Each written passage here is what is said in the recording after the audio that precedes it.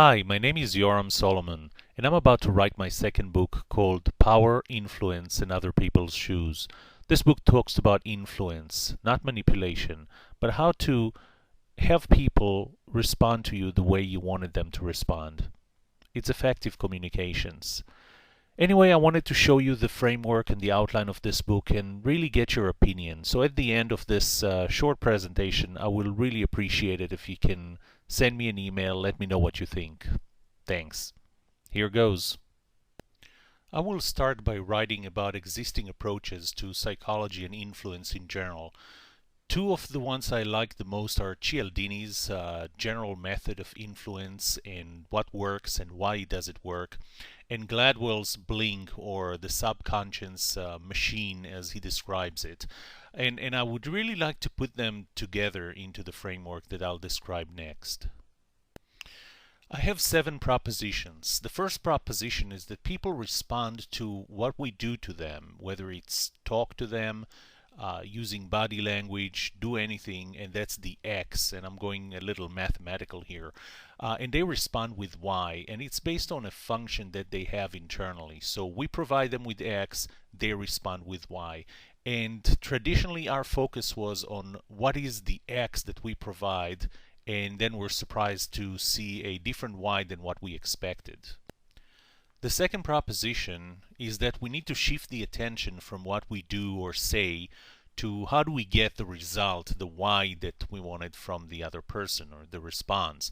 So if we focus on the response, mathematically speaking, we will implement the inverse function to how that person responds to get what is the input that we need to deliver to get that response. So instead of just providing an input to that person and then getting whatever response we're going to get based on his or her internal function, we're going to focus on what is the desired response and what is the inverse function, and therefore what is the input that we need to deliver to that person to get the desired result and response.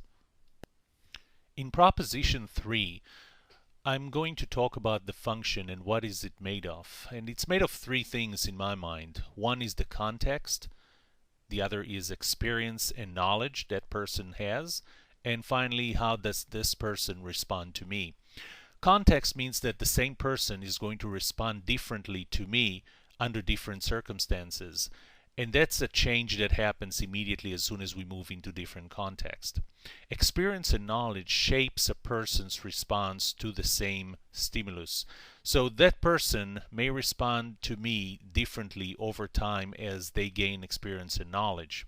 Finally, who do we respond to? So that person might respond to me differently to another person under the same circumstances and having the same experience and knowledge.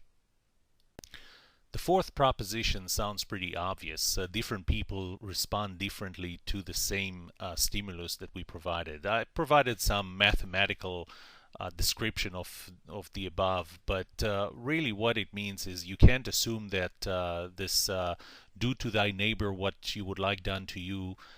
It doesn't really work. There is no general response model. There are areas where responses will be generally similar, but it's not in all areas and not to all people. So you need to generate different stimulus or do different things to get the same response from different people, and you can't assume that what works on you or on anybody else will work on everybody. Proposition 5 suggests that you need clues to know what this function is. Of course, you can start by assuming that all people respond the same and base it on you, but the more clues you get on how this person you're interacting with is different, the more you're going to deviate from the generic strategy and the more effective you will be. I had a CEO who once said, never go into a meeting before you know what the outcome will be. And I didn't understand this initially until I realized that the more homework you do, the more clues you get for the people who you are going to meet, the more effective you will be in getting to the right result. The function is not visible. People will not be able to explain it even if they wanted to, and they typically don't want to. You will need to collect those clues. Now, there are several things to consider when collecting clues. First of all, how much time do I have to collect the clues? Second is, how much contact do I need to have with that person before this critical interaction? Obviously, when you go to buy a car, you're not going to collect clues over time on the response that the salesperson will have. On the other hand, when you have a level of interaction, a high level of interaction, such as long time with friends, high contact, you're going to collect clues over a long period of time. You need to be very sensitive to the details and very analytical to understand what is really going on and what is that hidden function. There is a continuous process of gathering this information and building a model that will help you understand and get as close to that function as possible for every person. In Proposition 6, I claim that the stimulus is achieved with very fine details. So it's not necessarily the gross changes in your behavior or what you say, as it might be the fine details, small deviations, little surprises that you might not even be aware of if you're not sensitive enough in your own stimulus, in what you generate in order for people to respond. Once you make those very small, very fine changes, you're going to get dramatic changes in response. Finally, Proposition 7 shows how to address two mistakes we typically make. One is we typically let our unconscious to deliver our messages, so we know what we want to deliver, but we let it go out unconsciously. And the second is that we view our deliverable, our stimulus, from our own viewpoint and not from somebody else's. And Proposition 7 says that whatever I'm going to either say or do, I need to be very conscious in how I do that or how I say that, and I also need to see this from the other person's perspective, not from my own.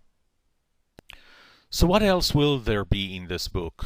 I will start with the existing approaches to influence, continue with the 7 propositions I described before with a lot of examples, and move on to different contexts. How is this applicable in the workplace, including interviews, in the business scenarios, interpersonal, between you and your family, you and your friends, you and others. I will talk about negotiations. How do you apply this to negotiations, whether it's buying a car or selling a company? Then I'll move on to talk about getting clues. How do you get those clues to help find this elusive function that other people respond by? And then I'll talk about how do you get outside of yourself to be more conscious in what your input is to the other person, and how do you view things from other people's perspective. And finally, I'll talk about different techniques that you can implement to be more effective and influence. So I guess that's it. That's all I had. Let me know what you think. I'll really appreciate it. It will help me write this book. You can contact me at yoram@romatics.com. And here's a picture of my first book, Bowling with a Crystal Ball. It's available on Amazon. Thanks again.